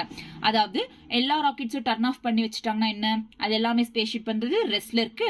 ஸோ இதுக்கு ஒரு எக்ஸ்டர்னல் ஃபோர்ஸும் கொடுக்கல. கீழே நெருப்பு வச்சாதானே ராக்கெட் அப்படின்றது மேலே போவோம். ஸோ எக்ஸ்டர்னல் ஃபோர்ஸ் அங்கே எதுவுமே கொடுக்கல, ஆஃப் பண்ணி வச்சுட்டாங்க. ஸோ அந்த எக்ஸ்டர்னல் ஃபோர்ஸ் இல்லாததுனால, இங்க எக்ஸ்டர்னல் ஃபோர்ஸ் இல்லாததுனால இது ரெஸ்ட்ல இருக்கு. If acceleration according to the first லான்றது 0, ஸோ எக்ஸ்டர்னல் ஃபோர்ஸ் இல்ல, ஸோ ஆக்சலரேஷனும் 0. இப்போ அது வேற ராக்கெட்ல நெருப்பு வச்சுட்டு ராக்கெட்ன்றது ஸ்டார்ட் ஆயிடுச்சு அப்படின்னா, ஸ்பேஸ்ஷிப் அப்படின்றது மூவ் ஸ்டார்ட் ஆயிடுச்சுன்னா அது மோஷன்ல இருக்கு. So continues to move with uniform வெலாசிட்டியில மூவ் ஆகும். கிளியரா, done. First condition. Next, if we don't know all the forces to begin with, in that case if we know that an object is unaccelerated, so எந்த ஆப்ஜெக்ட்ன்றது எல்லா ஃபோர்ஸஸும் நம்மளுக்கு தெரிய வேண்டிய அவசியம் இல்லை. ஒரு ஆப்ஜெக்ட்டுக்கு ஆக்சலரேஷன் இல்லை அப்படின்னா அந்த ஆப்ஜெக்ட்ன்றது ரெஸ்ட்ல இருக்குன்னு சொல்லலாம். Then according to the first law, the net external force on the object must be 0, எந்த எக்ஸ்டர்னல் ஃபோர்ஸஸும் இல்லை. ஓகேவா, கிளியரா. Next, every object experiences gravitational force, friction, viscous force. So எல்லா ஆப்ஜெக்ட்டுக்கும் கிராவிடேஷனல் ஃபோர்ஸ் கண்டிப்பா இருக்கும். அதே வந்து சாலிட்ஸா இருந்தா ஃப்ரிக்ஷனல் ஃபோர்ஸ் கண்டிப்பா இருக்கும். ஒருவேளை லிக்விட்ஸ் ஃப்ளூயிட்ஸ் இருந்தா அதுக்கு விஸ்கஸ் ஃபோர்ஸ் கண்டிப்பா இருக்கும். If an object is at rest or uniform linear motion, it is not because there are no forces acting on it, but because the various external force cancels out. So இப்போ எப்படின்னா, ஒரு பாடின்றது ரெஸ்ட்ல இருக்கு அப்படின்னா நம்ம என்ன சொல்றோம், எக்ஸ்டர்னல் ஃபோர்ஸ் இல்லை அப்படின்றோம். பட் ஆக்சுவலி அப்படி இல்லை. கண்டிப்பான்றது ஏதோ ஒரு ஃபோர்ஸ், எக்ஸ்டர்னல் ஃபோர்ஸ் இருக்கும். லைக் கிராவிடேஷனல் ஃபோர்ஸ், நெக்ஸ்ட் மேலே நார்மல் ரியாக்ஷன் அப்படின்ட்டு ஒரு ஃபோர்ஸ், ரெண்டுமே என்ன ஈக்குவல் ஆகி கேன்சல் ஆகிடும். ஸோ அதனால எங்க எக்ஸ்டர்னல் ஃபோர்ஸ் ஆக்சலரேஷன்ன்றது 0வா வரும். ஓகேவா, that is the reason. Next, consider A book at rest on horizontal. So ஒரு புக்கை வைக்கிறோம், அதுக்கு நான் இப்போ சொன்னல, ஸோ கிராவிட்டி இருக்கும், டவுன் சைட் கிராவிட்டி, அப்வர்ட்ஸ் வந்து நார்மல் ஃபோர்ஸ் இருக்கும், ரெண்டுமே கேன்சல் அவுட் ஆகி இந்த மாதிரி இது வந்து ரெஸ்ட்ல இருக்கும் அப்படின்னு சொல்லிட்டு அப்படியும் சொல்லலாம். But it is not the incorrect reasoning. it is not a 100% correct கிடையாது. The correct statement என்னன்னா, since the book is observed to be at rest, the external force on it must be 0 according to the first law. This applies that normal force must be equal and opposite to the weight. So இங்க என்ன கொடுத்திருக்காங்க, W is, which means W means gravitational force is equal to normal force அப்படின்னு கொடுத்திருக்காங்க. But it is not true. Gravitational force is equal to minus normal force or minus or opposite சைட்ல தானே இருக்கு. So minus அப்படின்றது வரணும். கிளியரா, okay, done. Next, consider a motion of car starting from rest, picking up speed and then moving on a smooth straight road with uniform speed. When the car is stationary, there is no net force acting on it. During pickup, it accelerates. This must happen due to a net external force. So first startingல இல்லைன்னா, first ரெஸ்ட்ல இருக்க ஒரு car அப்படின்னா, first வந்து ரெஸ்ட்ல இருந்துச்சுன்னா அதுல acceleration இருக்காது. கொஞ்சமா pickup ஆச்சுன்னா ஆக்சலரேஷன்ன்றது ஆக்சலரேட் ஆக ஸ்டார்ட் ஆகும். ஸோ திஸ் மஸ்ட் எதனாலனா எக்ஸ்டர்னல் ஃபோர்ஸ்னால. Note, it must be an external force. The acceleration of the car cannot be accounted for any internal force. So என்னன்னா, இங்க ஒன்று நோட் பண்ணோம், இங்க வந்து நம்ம இன்டர்னல் ஃபோர்ஸ் கொடுக்கவே இல்லை, எப்பவுமே வந்து எக்ஸ்டர்னல் ஃபோர்ஸை தான் கொடுக்குறோம். இன்டர்னல் ஃபோர்ஸ் அப்படின்றது இங்க இன்வால்வே ஆகல. ஓகேவா? அவ்வளவுதான். ஓகே, நெக்ஸ்ட் என்னன்னா the property of inertia contained in the first law is evident. so first law base பண்ணி property of inertia எப்படி சொல்லலாம்னா, ஃபார் எக்ஸாம்பிள் ஒரு பஸ்ல போயிட்டு இருக்கோம், சடனா வந்து பஸ் டிரைவர் வந்து ஒரு பிரேக் போடுறாங்கன்னா ஒரு ஜர்க் ஆகும், ரைட்? பிரேக் போடுறப்போ ஜர்க் ஆச்சுன்னா நம்ம இப்படி ஆகும், அதாவது நம்ம கால் ஒரே இடத்துல இருக்கும், நம்ம பாடி மட்டும்தான் மூவ் ஆகும், அதாவது கால் ஸ்டிஃபா இருக்கும். ஃப்ரிக்ஷனால தான் நம்ம மூவ் ஆகிறோம் ஆக்சுவலி. ஸோ ஃப்ரிக்ஷனால தான் இங்க மெயின் ரீசனே வந்து இங்க ப்ராப்பர்ட்டி ஆஃப் இனர்ஷியா அந்த ஜர்க் ஆகிறதுக்கு மெயின் ரீசனே வந்து ஃப்ரிக்ஷன் இருக்கிறதுனால அதை மட்டுமே தான் ஜர்க் ஆகும். That is the only reason. ஓகேவா? கிளியர்? அவ்வளவுதான். Newton second law of motion. Next என்ன? Newton second law. Newton first law என்ன? ஒரு பாடி ரெஸ்ட்ல இருந்தாலும் ரெஸ்ட்ல தான் இருக்கும், மோஷன்ல இருந்தாலும் மோஷன்ல தான் இருக்கும், அன்டில் ஒரு எக்ஸ்டர்னல் ஃபோர்ஸ் அது மேல ஆக்ட் ஆகிற வரைக்கும் அப்படின்றது ஃபர்ஸ்ட் லா. செகண்ட் லா என்ன? இந்த செகண்ட் லா அப்படின்றது வந்து ஃபர்ஸ்ட் லா என்ன சொல்லிச்சு? ஃபர்ஸ்ட் லா வந்து net external force on the body வந்து ஜீரோ, நெட் ஃபோர்ஸ் அப்படின்றது ஜீரோ அப்படின்ட்டு ஃபர்ஸ்ட் லா சொன்னது. பட் இங்க நெக்ஸ்ட் எக்ஸ்டர்னல் ஃபோர்ஸ் ஜீரோ கிடையாது, நெட் எக்ஸ்டர்னல் ஃபோர்ஸ் ஒரு பாடி மேல ஆக்ட் ஆகுது அப்படின்னு சொல்றது தான் second law. It relates the external force to the acceleration of the body. So first வந்து நியூட்டன் செகண்ட் லாவை ஸ்டேட் பண்றதுக்கு முன்னாடி, ஸோ நியூட்டன் செகண்ட் லா பத்தி பேசுறதுக்கு முன்னாடி, அது லா என்ன அப்படின்னு சொல்றதுக்கு முன்னாடி மொமெண்டம்னா என்னன்னு நம்ம கண்டிப்பா தெரிஞ்சுக்கணும். ஆக்சுவலா நம்மளுக்கு தெரிஞ்சது என்னன்னா, ஒரு பாடியோட ஸ்டேட் ஆஃப் மோஷனை தெரிஞ்சுக்கிறது தான் நம்ம மொமெண்டம் அப்படின்றோம். ஒரு பாடியோட ஸ்டேட் ஆஃப் மோஷனை தெரிஞ்சுக்கிறது தான் மொமெண்டம். அதோட ஃபார்முலா வந்து P is equals to mv. P for momentum, m for mass, v for velocity. இந்த மாஸ் வெலாசிட்டி கண்டிப்பா தேவையா அப்படின்றதுக்கு தான் இந்த எக்ஸாம்பிள்ஸ்லாம். ஓகேவா? கண்டிப்பா இந்த மாஸ் வெலாசிட்டி கண்டிப்பா தேவையா? மொமெண்ட் அப்படி வெக்டார் குவான்டிட்டி, எப்பவுமே வெக்டார்ஸ்ல தான் இது டினோட் ஆகும் மோஸ்ட்லி. ஓகேவா? Vector quantity. ஸோ இது தேவையா அப்படின்றது பார்க்கலாம். அப்போ ஒரு லைட் வெஹிக்கல் இருக்கு, ஒரு ஹெவி வெயிட் வெஹிக்கல் இருக்கு. ஸோ லைட் வெஹிக்கல் மூவ் பண்றதுக்கு நமக்கு கொஞ்சம் ஃபோர்ஸ் இருந்தா போதும். அதே ஹெவி வெஹிக்கல் மூவ் பண்ணோம்னா லார்ஜ் ஃபோர்ஸ் வேணும். ஸோ இங்க வந்து கிரேட்டர் ஸ்பீடு, நிறைய டைம், அதாவது எப்படி சொல்லணும்னா, லிசன் அகைன், ஒரு லைட் வெஹிக்கல், இன்னொன்று ஒரு லைட் வெஹிக்கல், சின்ன வெஹிக்கல் இருக்கு, இன்னொன்று பெரிய வெஹிக்கல், லார்ஜ் ஹெவியா இருக்கிற வெஹிக்கல். ரெண்டுமே வந்து ஒரு டைம் எடுத்துக்கிட்டோம். சப்போஸ் இந்த டைமுக்கு ஒரு 15 மினிட்ஸ்க்குள்ள அங்கே சேம் டைமுக்கு வந்துடணும் அப்படின்னு சொல்லிட்டு. ஸோ ஃபர்ஸ்ட் ஃபோர்ஸ்ன்றது சீக்கிரமா மூவ் ஆகுறது லைட் வெஹிக்கல் இருக்குது. அதே மாதிரி தான் ஃபோர்ஸ் இதுக்கும் அப்ளை பண்றோம், பட் கிரேட்டர் ஃபோர்ஸ் அப்ளை பண்றோம் ஹெவி வெஹிக்கலுக்கு. Once they started to pick up, ரெஸ்ட்ல இருந்து மூவ் ஆச்சுன்னா சேம் டைம்க்கு it will reach the same speed move ஆகுனதுனால சேம் டைம்க்கு இதுவாகும். ஓகேவா? கிளியரா? Next, if two stones, one light and other heavy, are dropped from the top of the building, a person on the ground will find easier to catch the light stone than the heavy stone. The mass of the body is thus an important parameter. So இங்க என்னன்னா, ஒரு stone இருக்கு, light stone பிடிக்கிறது, ஒரு கல்லு மேல இருந்து பெரிய கல்லு தூக்கி போட்டா பிடிக்கிறது ஈஸியா, இல்ல சின்ன கல்லு தூக்கி போட்டா பிடிக்கிறது ஈஸியா? சின்ன கல்லு தூக்கி போட்டா தானே பிடிக்கிறதுக்கு நல்லா இருக்கும். ஸோ அதுதான். ஸோ அதனால அதுல இருந்து என்ன சொல்றோம் அப்படின்னா, மாஸ் அப்படின்றது இம்பார்ட்டன்டான ஒரு விஷயம். இங்க வெலாசிட்டி, ஸ்பீட் அப்படின்றது ஒரு இம்பார்ட்டன்டான விஷயம். அதே மாதிரி தான் இங்க கூட ஒரு புல்லட் அப்படின்றது, a bullet fired by a gun can easily pierce human tissue before it stops, resulting in scath. The same bullet fired with moderate speed will not cause much damage. So ஒரு bullet அப்படின்றது எவ்வளோ ஃபோர்ஸா, நம்ம புல்லட்ன்றது எவ்வளோ ஃபோர்ஸா இது பண்றோமோ அவ்வளோ ஃபோர்ஸா வந்து it will move and get stopped.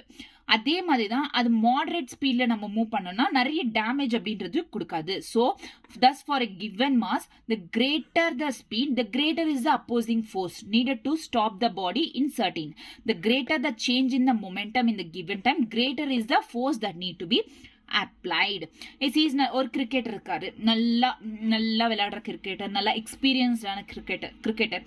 அந்த கிரிக்கெட்டர் வந்து இப்போ நாவிஸ் மீன்ஸ் நத்திங் பட் புதுசா யாருன்னா கிரிக்கெட் உள்ள நுழைறாங்க அப்படின்னா, புதுசா இட்ஸ் அ நியூ பிகினர் அப்படின்னு இருந்தா, beginner, novice means nothing but beginner. So எக்ஸ்பீரியன்ஸ்டான கிரிக்கெட்டருக்கு பிடிக்கிறது, ஒரு பால் கேட்ச் பண்றது ஈஸியா, இல்லை நாவிஸ்க்கு ரொம்ப ஈஸியாக இருக்குமா? நாவிஸ்க்குன்னா பிகினர்ஸ்க்கு கொஞ்சம் ஈஸியாக இருக்குமா? யாருக்கு? எக்ஸ்பீரியன்ஸ்ட். ஏன்னா எக்ஸ்பீரியன்ஸ்ட் ஆனவங்க என்னன்னா பாலை வந்து பிடிக்கிறதுக்கு ஃபர்ஸ்டே வந்து இப்படி வச்சுட்டு இருப்பாங்க கை கேட்ச் பண்றதுக்கு. அண்ட் ஒன்ஸ் த பால் அப்படின்றது கிட்ட வந்துச்சுன்னா தே புல் த ஹேண்ட்ஸ் டுவர்ட்ஸ் தெம். அதாவது ஃபர்ஸ்ட் இங்க இப்படி புல் பண்ணி தான் அதுக்கப்புறம் பால் பிடிப்பாங்க. அதே வந்து நாவிஸ் பிகினரா இருந்தா இந்த கையை வந்து ஜஸ்ட் கீப் ஹியர் சேம் பிளேஸ்ல தான் வச்சிருப்பாங்க அந்த கையை. ஸோ அவங்க பிடிக்கும் போது ஹேண்ட்ஸ்ன்றது கண்டிப்பாக ஹர்ட் ஆகும். So they know trick. கிரிக்கெட்டர்ஸ்க்கு ட்ரிக் தெரியும். ஸோ இங்கே என்னன்னா much greater force to stop the ball instantly. So this hurt. The conclusion என்னன்னா force not only depends on the change in momentum but also on the how large the change is brought about. Change in momentum மேல மட்டும் depend ஆகல, எவ்வளோ நேரத்தில் அந்த change in மொமெண்டம்ன்றது கொண்டு வந்தோம் அப்படின்ற. Greater the rate of change of momentum greater is the force. ஓகேவா? கிளியரா? நெக்ஸ்ட். ஸோ இதெல்லாம் வந்து this is all about the force. இங்கே வரைக்கும் ஃபோர்ஸ்னா என்னன்னு பாருங்க. ஸோ இந்த மாதிரி ஹேண்டை பேக் கொண்டு வந்து தான் அதுக்கப்புறம் பாலை பிடிப்பாங்க. ஸோ இங்கே என்னென்னா மொமெண்டம் சேஞ்ச் பண்ணுறோம், மொமெண்டம் மேக்னிடியூட் சேஞ்ச் பண்ணுறோம். இங்கே மொமெண்டம் டைரெக்ஷனும் சேஞ்ச் பண்ணலாம். For change in the direction of momentum ஃபோர்ஸ்ன்றது கண்டிப்பாக தேவைப்படும். ஒரு கல் ஒரு கைத்தில் விச் மீன்ஸ் ஒரு த்ரெட் ஸ்ட்ரிங்கோ அதில் வந்து ஸ்டிச் பண்ணி வந்து அதாவது அதை டைப் பண்ணி அதை சுற்றணும், சர்க்குலர் மோஷனில் ரொட்டேட் பண்ணோம் அப்படின்னா ஸோ இதோட டைரெக்ஷன் மொமெண்டமோட டைரெக்ஷன் அப்படின்றது சேஞ்ச் ஆகும். இங்கே என்ன யூஸ் ஆகுது? ஸ்பீடு, ஃபோர்ஸ் இதெல்லாம் தேவைப்படுது. ஓகேவா? கிளியரா? நெக்ஸ்ட். ஸோ இங்கேருந்து என்ன தெரியுதுன்னா ஆப்ஜெக்டுக்கு வந்து ஒரு ப்ராடக்ட். ஸோ ஆப்ஜெக்ட் இதுலேருந்து என்ன தெரியுதுன்னா ஒரு பேசிக் எஃபெக்ட் ஆஃப் ஃபோர்ஸ் அப்படின்ற ஃபோர்ஸ் ஆஃப் மோஷனுக்கு மாஸ் வெலாசிட்டி அப்படின்றது கண்டிப்பாக தேவைப்படும். Thus the same force for the same time causes the same change in the momentum for different bodies. Different பாடிஸ்க்கு same force same time same change in momentum அப்படின்றது இருக்கும். This is crucial clue to the second law. ஓகேவா? கிளியரா? So these are the examples. They not only examples. What is mean by momentum அப்படின்றோம். நம்மளுக்கு சிம்பிளா மொமெண்டம்னா mb அப்படின்றது தெரிஞ்சா போதும், அதோட என்ன மொமெண்டமோட இது என்ன அப்படின்றது தெரிஞ்சா போதும். ஸோ இந்த மொமெண்டம்னால தான் பேஸ்ட் ஆன் திஸ் மொமெண்டம்னால தான் செகண்ட் லா அப்படின்றது உருவாச்சு. செகண்ட் லானா என்ன சொன்ன? அக்சலரேஷன், நெட் ஃபோர்ஸ் அப்படின்றது கண்டிப்பாக இதில் ஒரு பாடி மேலே ஆக்ட் ஆகும் அப்படின்றது தான் இங்கே. So second law என்னன்னா the rate of change of momentum of the body is directly proportional to the applied force. Force என்ன அப்ளை பண்ணுமோ it is directly. So இது increase ஆச்சுன்னா momentum rate increase ஆகும், decrease ஆச்சுன்னா decrease ஆகும் and takes place in the direction in which the force acts. Force எந்த directionல act ஆகோ அதே directionல தான் இந்த momentum change in momentum takes place. ஓகேவா? So this is the second law. The rate of change of momentum of a body is directly proportional to the force applied and takes place in the direction in which force acts. Okay va? So this is the change in momentum. Okay, m delta v. Okay, so for, according to the second law வந்து force is directly proportional to delta p, rate of change of momentum. Rate of change of பண்றதுனால delta t அப்படின்றது வரும்.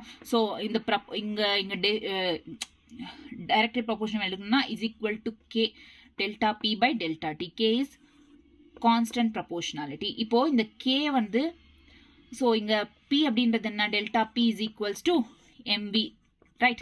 So f is equals to k, sorry, இப்போ f is equals to k mv by t. So v by t is nothing but acceleration. So f is equals to k is equals to ma. So k அப்படின்றது எந்த கான்ஸ்டன்டாகவும் எடுத்துக்கலாம். So k is equals to 1 அப்படின்னு எடுத்துக்கலாம். Finally f is equals to ma. So அப்படின்னா f is equals to mனா force is equals to mass into acceleration. From the second law நம்ம மாஸோட ஃபார்முலாவை drive பண்ணியிருக்கோம். From the second law. Second law என்ன? The rate of change of momentum is directly proportional to the applied force and it takes place in the direction of the force acts. So in the force acts. ஓகேவா? எந்த டைரக்ஷன்ல force எந்த டைரக்ஷன்ல act ஆகும் அந்த டைரக்ஷன்ல இதை act ஆகும். ஓகேவா? கிளியரா? So this is all about the second law. Next. ஓகேவா? எஸ்ஐ யூனிட் ஆஃப் ஃபோர்ஸ் என்ன? நியூட்டன். நியூட்டனோட யூனிட்ஸ் வந்து கேஎம் ஓகேவா? ஸோ இப்படி ஃபர்ஸ்ட் லாக்கு வந்து சில பாயிண்ட்ஸ் இம்பார்ட்டன்ட் பாயிண்ட்ஸ் இருந்துச்சோ அதே மாதிரி தான் some important points of second law. Second லால என்னன்னா f is equals to 0 அப்படின்னா it implies a is equals to கூட 0 தான் இருக்கும், consistent with the first law. The second law of motion. So இங்க second lawல வந்து vectors யூஸ் பண்ணுவோம். ஏன் vectors யூஸ் பண்ணுவோம் second lawனா momentum is also a vector quantity. So என்னன்னா இங்க x axis, y axis, z axis or x vector, y vector, z vector use பண்ணனும். இது same அப்படியே அப்ளை பண்ணுவோம் x, y, z. ஓகேவா? Next, if the force is not parallel to the velocity of the body, force அன்றது velocity bodyயோட ஸ்பீடுக்கு parallel இல்லனா but makes some angle with it, it changes only the component of velocity along the direction of force. The component of velocity is normal to the force remains unchanged. ஓகேவா? So இப்போ பார்த்தீங்கன்னா ஒரு projectile motion நம்ம லா of motion பிளேன்ல பார்த்தோம். Projectile மோஷன்ல horizontal டைரக்ஷன்ல horizontal காம்போனென்ட்ல acceleration அப்படின்றது இருக்காது, 0. whereas vertical componentல acceleration அப்படின்றது இருக்கும். ஓகேவா? நெக்ஸ்ட், ஸோ இது செகண்ட் லான்றது it is applicable to a single point particle. ஒருவேளை சின்ன பார்ட்டிகலுக்கு அப்ளிகபிள் இருந்தா அப்போ எஃப் அப்படின்றது எக்ஸ்டர்னல் ஃபோர்ஸ், அந்த பார்ட்டிகலோட நெட் எக்ஸ்டர்னல் ஃபோர்ஸ். ஏ அப்படின்றது அந்த பார்ட்டிகலோட ஆக்சலரேஷன். ஒருவேளை ஒரு சிஸ்டமா இருந்தா, ஒரு ரிஜிட் பாடியோ ஒரு சிஸ்டமா இருந்தா அப்ப எஃப் அப்படின்றது அந்த சிஸ்டமோட external force, total external force. A அப்படின்றது அந்த சிஸ்டமோட acceleration. More precisely A is acceleration of the centre of mass of the system. அந்த இன்னும் ப்ரிசைஸா சொல்லணும்னா, இன்னும் கரெக்டா சொல்லணும்னா, ஏ அப்படின்றது சென்டர் ஆஃப் மாஸ், அந்த ஆப்ஜெக்ட் அந்த சிஸ்டமோட center of mass தான் acceleration. any internal force in the system are not to be included in force. இந்த F அப்படின்ற forceல எந்த internal forceயும் நம்ம include பண்ணக்கூடாது. இங்க எல்லாமே வந்து கம்ப்ளீட்டா நம்ம எக்ஸ்டர்னல் ஃபோர்ஸ் மட்டும்தான் கன்சிடர் பண்ணமே தவிர எந்த இதுலயுமே வந்து இன்டர்னல் ஃபோர்ஸ் நம்ம கன்சிடர் பண்ண தேவையில்லை. ஓகேவா? Clear? The second law of motion is local relation, which means that the force at the point in space at a certain distance of time is related to A at that point at that instant. Acceleration here and now is determined by force here and now, not by any history of the motion of the particle. So இப்போ momentum na என்னன்னு பார்த்தோம். அதுக்கப்புறம் law of second law ஆனா எப்படி, the rate of change of momentum is directly proportional to the force applied. So force applied in the direction of force, it takes place in the direction of force acts. Okay?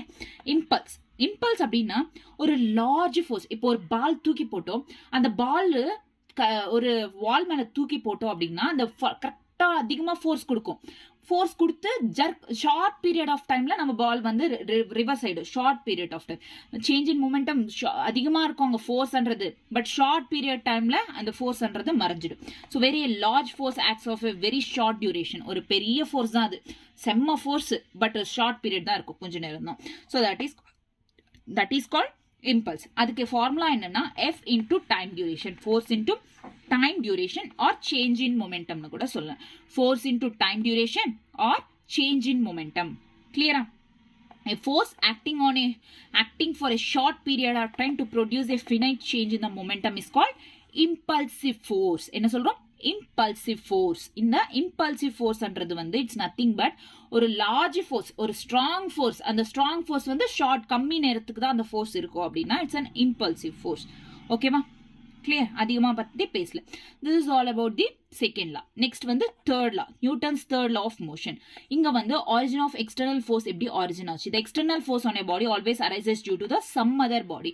இங்க ஒரு question raise ஆகுது third லால, எப்படி external force arise ஆகுது அப்படின்னா இன்னொரு பாடி ஏதாச்சும் பண்ணாதான் அது வந்து எக்ஸ்டர்னல் ஃபோர்ஸ்ன்றது அரைஸ் ஆகுது. தேர்ட் லா எல்லாருக்குமே தெரிஞ்சது, நம்ம டே டு டே லைஃப்லயும் சொல்லுவோம், every action there is an equal and opposite reaction is nothing but third law. ஓகேவா? எந்தெல்லாம் உங்களுக்கு ஞாபகம் இல்லைனாலுமே தேர்ட்ல கண்டிப்பா ஞாபகம் இருந்திருக்கும். டே டு டே லைஃப்ல யூஸ் பண்ணிருக்கோம். ஏன்னா அடிச்சாங்கன்னா நீங்களும் அடிப்பீங்களா? So every action there is an equal and opposite reaction. ஓகேவா? கிளியரா? நெக்ஸ்ட், ஸோ இதை பற்றி அவ்வளோவா பேசுறது இல்லை. ஸோ கண்டிப்பாக வந்து ஃபோர்ஸஸ்ன்றது சிங்கிளாக இருக்காது, எப்பவுமே வந்து இட் இஸ் இன் பேர். ஓகேவா? ஒரு ஃபோர்ஸ் இருந்தால் தான் இன்னொரு ஃபோர்ஸ் அப்படின்றது ரியாக்ஷன், ஒரு ஃபோர்ஸ் ஆக்ட் ஆனால் தான் அது இந்த ஃபோர்ஸை அதுக்கு ரியாக்ட் பண்ண முடியும். ஓகேவா? So to every reaction there is an equal and opposite reaction is a third law. Some important points இதுக்கும். So forces always occurs in pairs. So forces சிங்கிளாக இருக்காது, தனியாக இருக்காது, எப்பவுமே பேர்ஸ் தான். Force on a body by B, force on a force A body மேல force by B body. So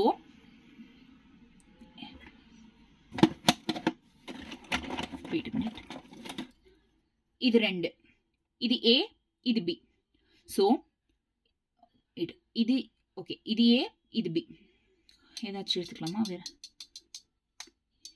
ரெண்டும் same வேணும். Okay, so this is A and this is B. Cell A battery, இது வந்து B nail polish. So இந்த A வந்து இந்த B மேல force பண்ணுது. So force of A by B, sorry force of A, right, force on E body A by B. So இந்த first வந்து இந்த A மேல இந்த B வந்து ஃபோர்ஸ் பண்ணுது. ஸோ அதே மாதிரி தான் இந்த B மேல இது ஃபோர்ஸ் கொடுத்ததுனால இந்த ஏவும் ஃபோர்ஸ் ஆகுது. ஓகேவா, புரிஞ்சிச்சா? ஸோ இப்போ யாருன்னா உங்களை அதை ஈஸியாக சொல்லலாம், யாருன்னா உங்களை அடிச்சாங்கன்னா நீங்கள் சும்மா இருப்பீங்களா? கிடையாது.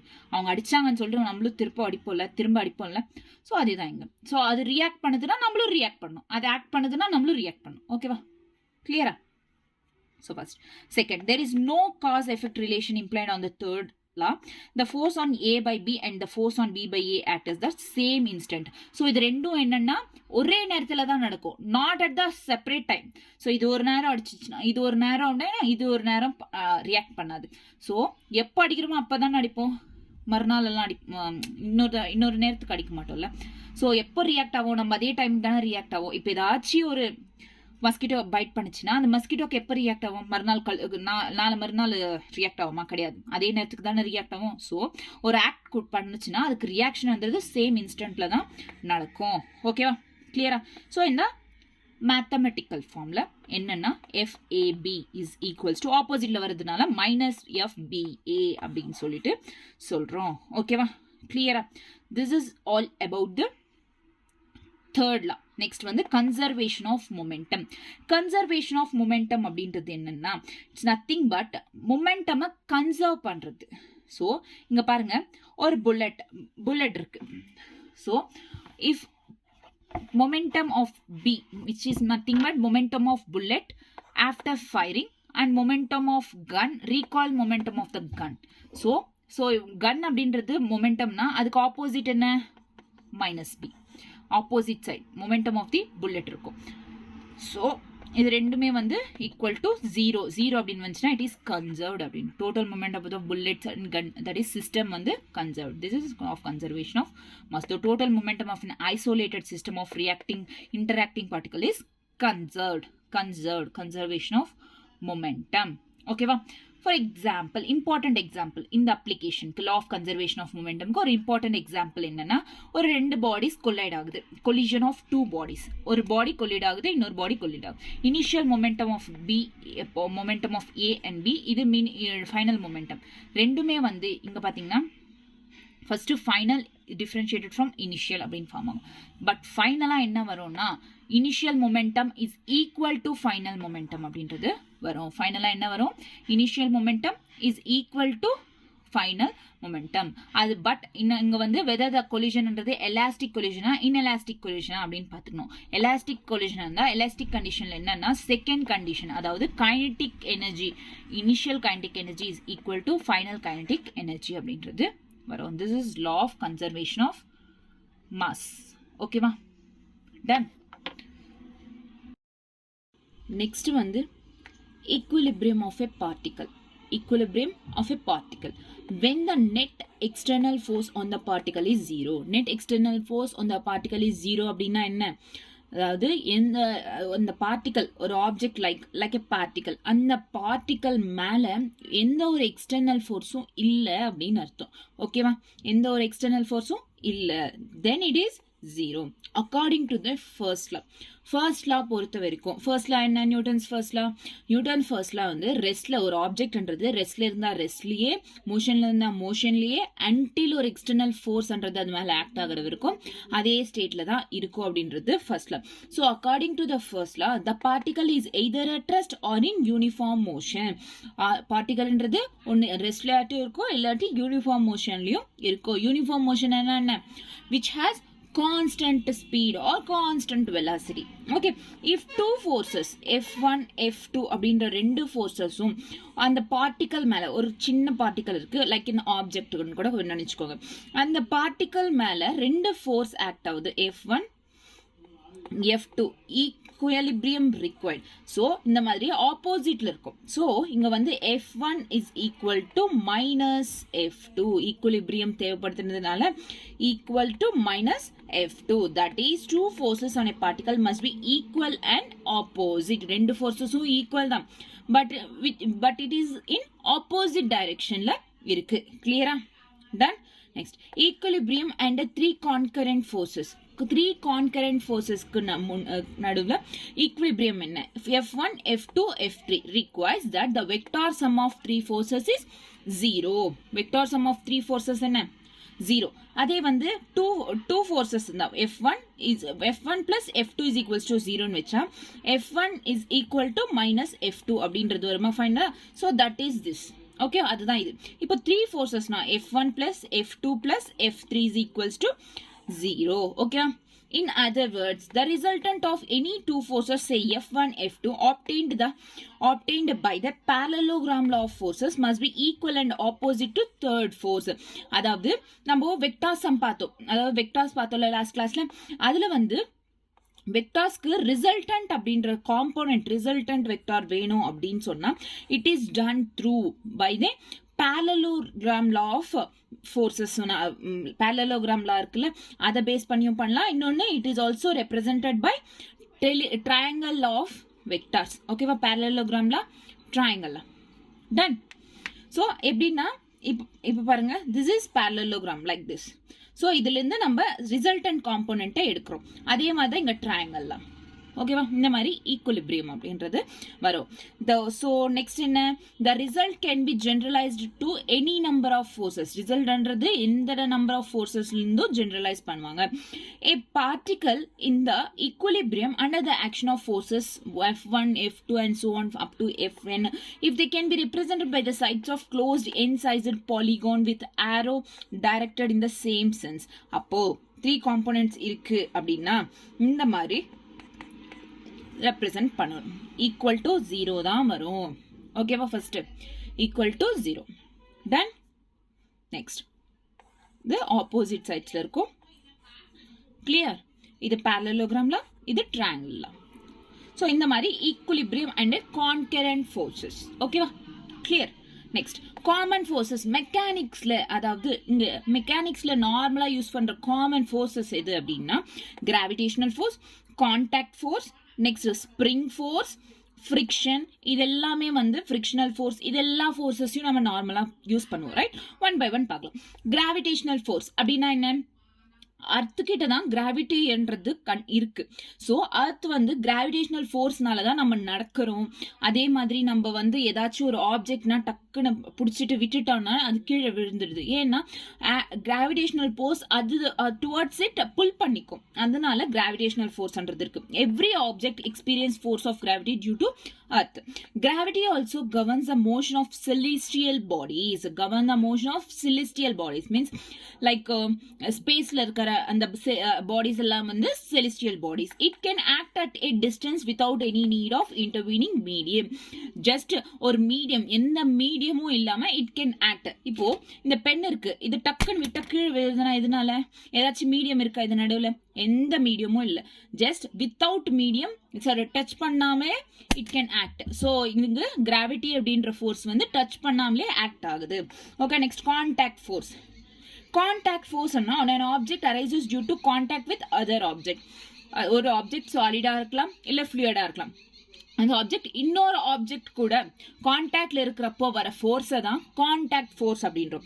For example, a book resting on the table மேல ஒரு புக் வச்சிருக்கோம், அது டேபிள் மேல இருக்கு. டேபிளுக்கும் அதுக்கும் ஃபோர்ஸ், புக்குக்கும் கான்டாக்ட் ஃபோர்ஸ் இருக்கு. A system on a rigid body connected by rods. hinges and other type of supports. It is also a contact force. Next, the component of a contact force normal to the surfaces in contact is called normal reaction.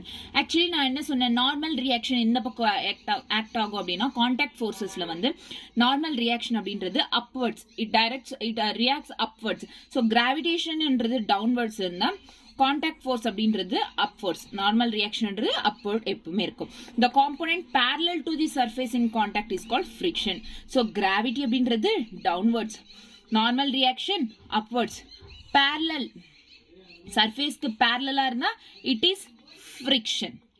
புரிஞ்சிச்சா? Contact forces arise also when solids are in contact with fluids. இந்த contact forces solid மட்டுமே இருந்தால் contact force arise ஆகணும் அப்படின்னு கிடையாது. Solid liquid ரெண்டுமே வந்து கான்டாக்ட்ல இருந்தாலுமே வந்து இந்த கான்டாக்ட் ஃபோர்ஸஸ் அப்படின்றது இருக்கும். இப்போ கிளியரா இது? ஸோ என்ன, ஓகே, இது gravitational force, upwards normal reaction, parallel வந்து ஃப்ரிக்ஷனல் ஃபோர்ஸ். கிளியரா? For example, for a solid immersed in a fluid, ஒரு solid என்றது ஒரு fluidல immerse பண்ணா, there is an upward beyond force equal to the weight of the fluid displaced. So ஒரு solid வந்து ஒரு liquidல immerse பண்ணோம்னா upward force அப்படின்றது இருக்கும். அது இப்போ for example தண்ணி இருக்கு, ஒரு பக்கெட்ல தண்ணி இருக்கு, அந்த பக்கெட்ல ஜக்கு போட்டோம்னா அது upward, அதாவது பின்னாடி தள்ளிட்டுமே தவிர புஷ் பண்ணுமே தவிர உள்ள எடுத்துக்காது. நம்ம ஃபோர்ஸ் அதிகமாக போட்டால் தான் தண்ணிக்குள்ள ஜக் அப்படின்றது போகும், ரைட்? அப்வர்ட் பியாண்ட் ஃபோர்ஸ் அப்படின்றது இருக்கும், which is equal to the fluid weight base பண்ணியிருக்கோம். ஃப்ளூயிட் என்ன? இங்கே வாட்டர், பக்கெட்ல இருக்கிற வாட்டர், அது வந்து சாலிட் போடும் போது அப்வர்ட் பியாண்ட் ஃபோர்ஸ் அப்படின்றது கொடுக்கும். The viscous force, air resistance etcetera are the examples of contact forces. These are the contact forces. Example என்னென்ன? விஸ்கஸ் ஃபோர்ஸ் எங்க ஃப்ளூயிட்ஸ்ல இருக்கும், ஏர் ரெசிஸ்டன்ஸ், இதெல்லாமே. ஓகேவா? Done. Contact forces. Next, spring force. when a spring is compressed or extended by an external force, a restoring force is generated. spring force na ஒரு like a wire இல்ல spring thread, இதனால வர forces எல்லாம் வந்து spring force. ஒரு ஸ்ப்ரிங்கை compress பண்ணும் இல்லை extend பண்ணும். ஒரு இப்போ நம்ம சின்ன வயசுல எல்லாம் பார்த்துருப்போம், பேங்கிள்ஸ் மாதிரி வரும் ஸ்ப்ரிங் பண்றது, ரைட்? அது என்ன சொல்லுவாங்கன்னு தெரியல. அந்த பேங்கிள்ஸ் மாதிரி வரும், அதை நம்ம கம்ப்ரெஸ் பண்ணோம்னா அதுக்கப்புறம் அது எக்ஸ்டெண்ட் ஆகும். அதே வந்து எக்ஸ்டெண்ட் பண்ணோம்னா மறுபடியும் கம்ப்ரெஸ் ஆயிடும், ரைட்? தெரியும்ல அது? ஸோ அந்த மாதிரி தான் இது spring force. This force is proportional to the compression or elongation. So this force is proportional to the compression or elongation. So spring force is directly proportional to, okay, for elongation, for small displacement. inga displacement andradhu x, okay, directly proportional, constant venum, okay, directly proportional. opposite direction la varudnala minus kx. so inga parunga, k is nothing but force constant, x is displacement. Negative side denotes the force is opposite to the displacement from the unstretched state. okay va? clear? opposite direction la force irukadnala. so spring force oda formula enna? F is equals to minus kx. F is equals to minus kx. clear? next, for an inextensible string, the force constant is very high. inextensible, extend பண்ண முடியாத இருக்கிற ஸ்ட்ரிங்குக்கு வந்து force contact அப்படின்றது, constant அப்படின்றது ரொம்ப ஹையா இருக்குமா. the restoring force is in a string is called tension. so ஒரு ஃபோர்ஸை ரெஸ்டோர் பண்றோம் அப்படின்னா அந்த ஃபோர்ஸை தான் டென்ஷன் அப்படின்றோம். ஸ்ட்ரிங்ல தான் டென்ஷன் ஃபோர்ஸ் அப்படின்றது கண்டிப்பா இருக்கும். எங்க இருக்கும்? ஸ்ட்ரிங்குக்கு தான் டென்ஷன் ஃபோர்ஸ் அப்படின்றது இருக்கும். ஓகேவா? clear? next, the above all forces arise from electrical forces லிருந்து arise ஆகுது. இப்போ வரைக்கும் என்னென்ன forces பார்த்தோம்? gravitational force, normal reaction, frictional force பத்தி நிறைய பார்க்கணும், இன்னும் பார்க்கல. contact force, spring force, இதெல்லாம் பார்த்தோமா? okay, next வந்து frictional. let us return to the example. நம்ம frictionனா தெரியும் நம்மளுக்கு ஆல்ரெடி. frictionனா என்னது? this force fs. இங்க வந்து frictional force ன்றது 3 டைப்பா இருக்கு. ஒன்னு static friction, இன்னொன்னு static friction, இன்னொன்னு வந்து rolling friction,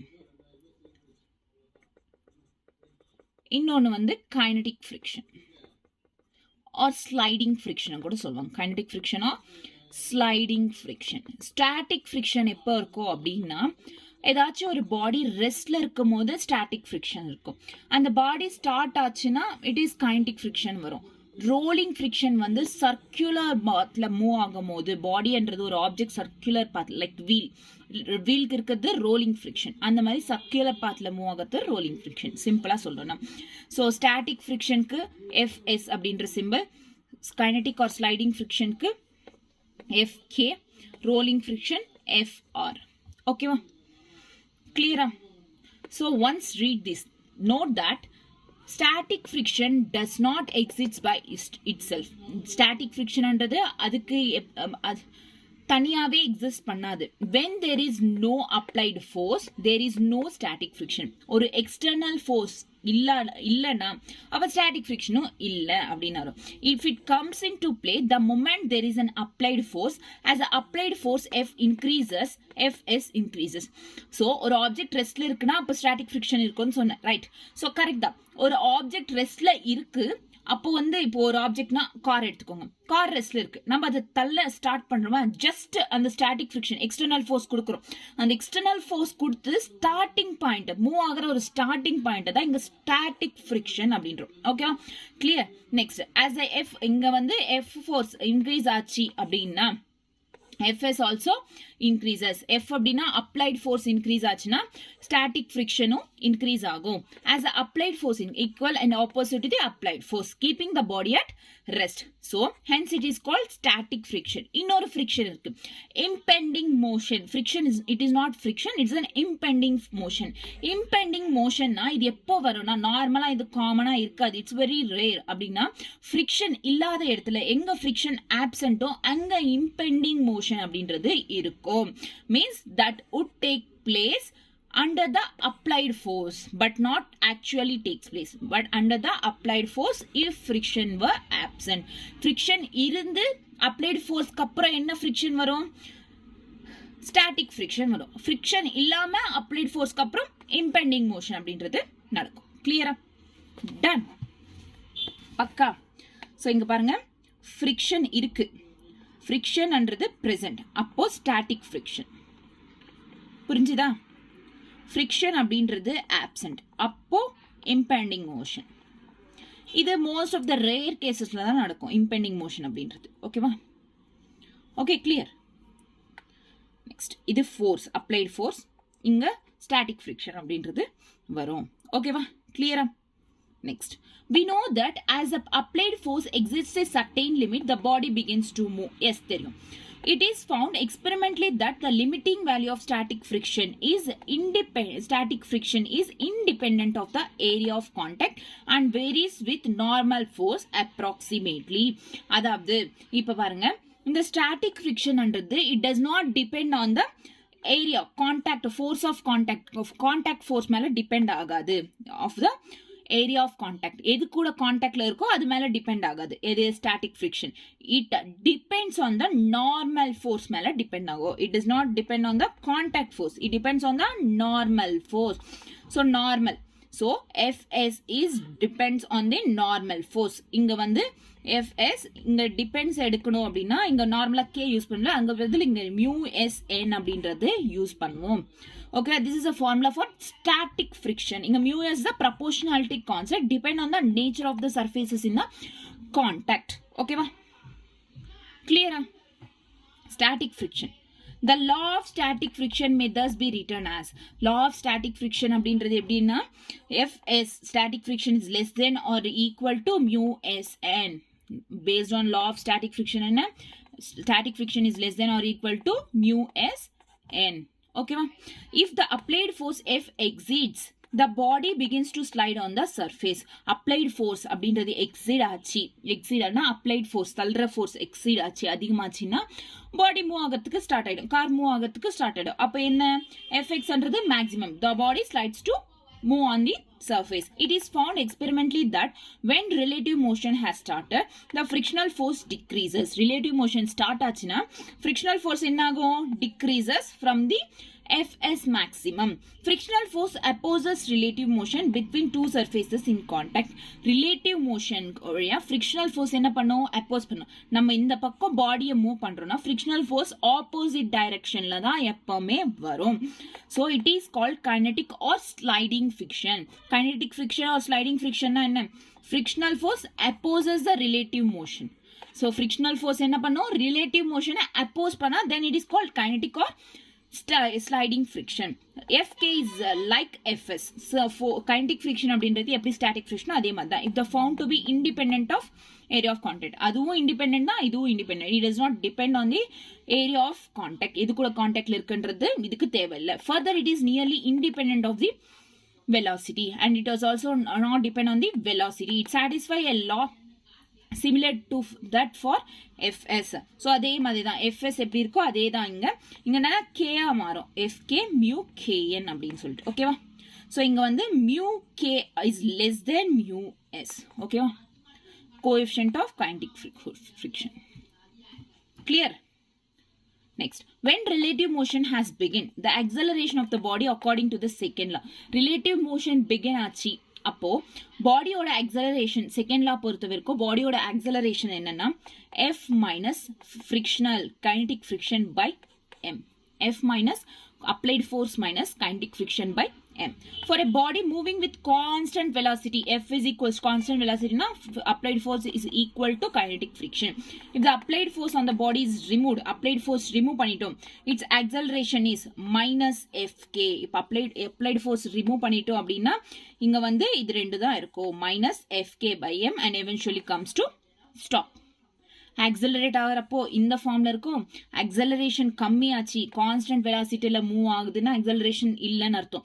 ஸோ கான்ஸ்டன்ட் வெலாசிட்டியில மூவ் ஆகுதுன்னா ஆக்சலரேஷன் இல்லைன்னா அப்ளைட் ஃபோர்ஸும் இங்க இல்லை. So minus FK by M. ஓகேவா, clear. So this is all about the இதுக்கு முன்னே சொன்னால இது இட்ஸ் எக்ஸாம்பிள் ஒரு வாட்டி படிங்க. நெக்ஸ்ட் வந்து ரோலிங் ஃப்ரிக்ஷன்.